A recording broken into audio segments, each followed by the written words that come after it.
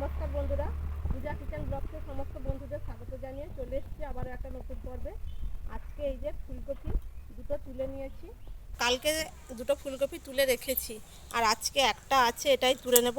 এখন তো গরম পড়ে গেল আর এগুলো হবে না বড়, এবার তুলে নিচ্ছি। এখন তো আর বেশি ফুলকপি খেতে, এমনি তরকারি খেতে বেশি একটা ভালো লাগবে না, তাই আজকে মশলা দিয়ে ফুলকপির ভাজা করব। আপনারা প্লিজ প্রথম থেকে শেষ পর্যন্ত দেখতে থাকুন, আশা করি ভালো লাগবে। এই যে আর বেশি বাড়বে না, এগুলো রান্না করে চলো।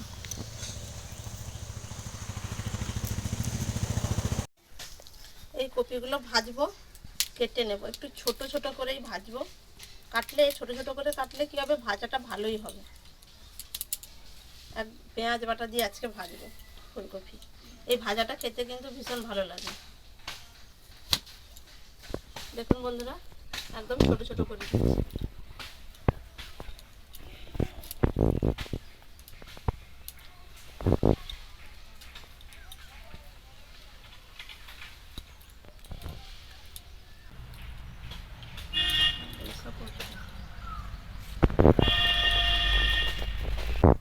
আর শীতের সবজি এগুলো আর খেতে ভালো লাগবে না এখন।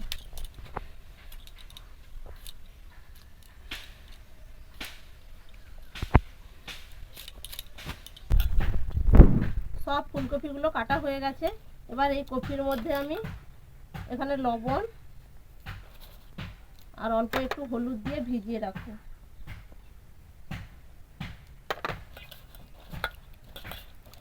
লবণ আর হলুদ দিয়ে ভিজিয়ে রাখলে পোকা থাকলে বেরিয়ে যাবে। আমি এখানে 3টা পেঁয়াজ নিয়েছি, 3টা পেঁয়াজ কেটে নেব। আজকে পেঁয়াজ বাটা দিয়েই ফুলকপিটা রান্না করব।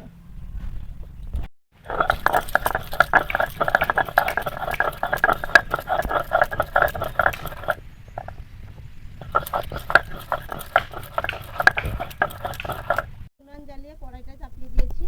এবার এই যে লবণ জলে কপিটা ভিজিয়ে রেখেছিলাম, এটা এবার ধুয়ে নেব।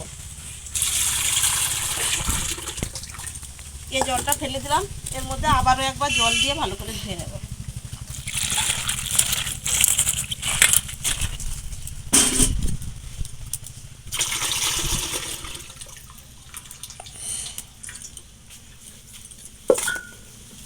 এই গরম হয়ে গেছে, এবার কড়াইয়ের মধ্যে সরিষার তেল দিয়ে দেব।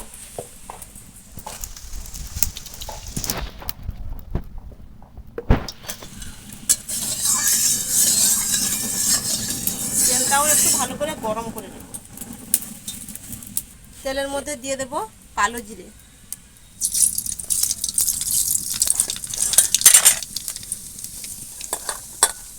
এবার কপিগুলো দিয়ে দেব। লবণ,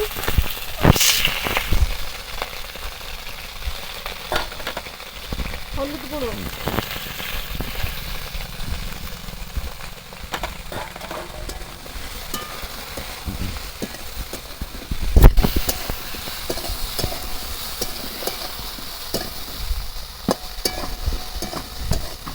এবার ঢাকা দিয়ে দিয়ে একটু ভালো করে ভাজবো।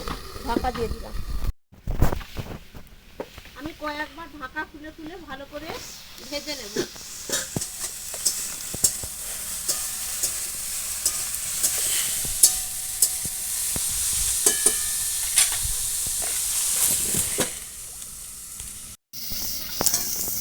আমি কয়েকবার ঢাকা খুলে খুলে নাড়িয়ে ভালো করে ভাজছি।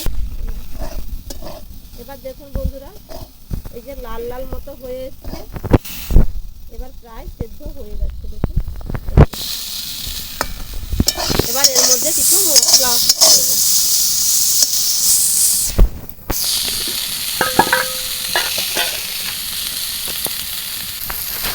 এখানে পেঁয়াজ বাটা এবার দিয়ে দেব।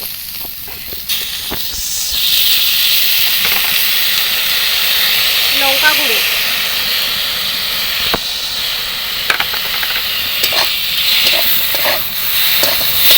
ভালো করে ফুলকপির সঙ্গে সমস্ত মশলা ভালো করে মিশিয়ে নেব।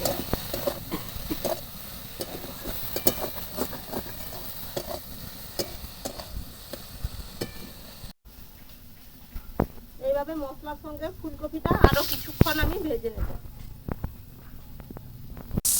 মশলার সঙ্গে কপিটা ভালো করে ভাজা ভাজা হয়েই গেছে। এবার উপর থেকে আর একটু আমি তেল দিয়ে দেবো, সরিষার তেল।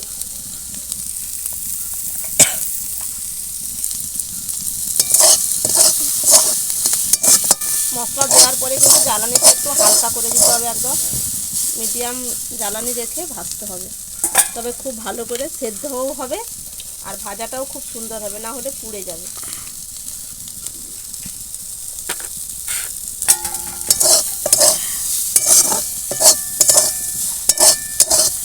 আমার ফুলকপি ভাজা পুরো রেডি হয়ে গেছে, এবার নামিয়ে দেবো। এরকম ফুল না,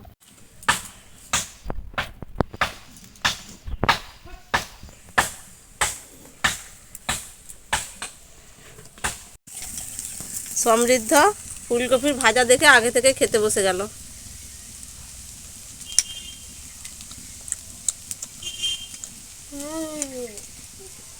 সুপার মশলাদার ফুলকপি ভাজা একদম। স্ন্যাক খুব ভালো হবে, এত টেস্টি। আপনারাও ট্রাই করে দেখবেন কিন্তু বন্ধুরাও বাড়িতে একবার বানিয়ে ফেলবেন, সত্যি ভালো লাগে ফুলকপির ভাজা এরকম খেতে, মশলাদার ফুলকপির ভাজা। কেমন লাগলো কমেন্টের মাধ্যমে জানাবেন। আজকের মতো এখানেই শেষ করলাম। সবাই সুস্থ থাকবেন, ভালো থাকবেন, দেখা হচ্ছে নতুন পর্বে।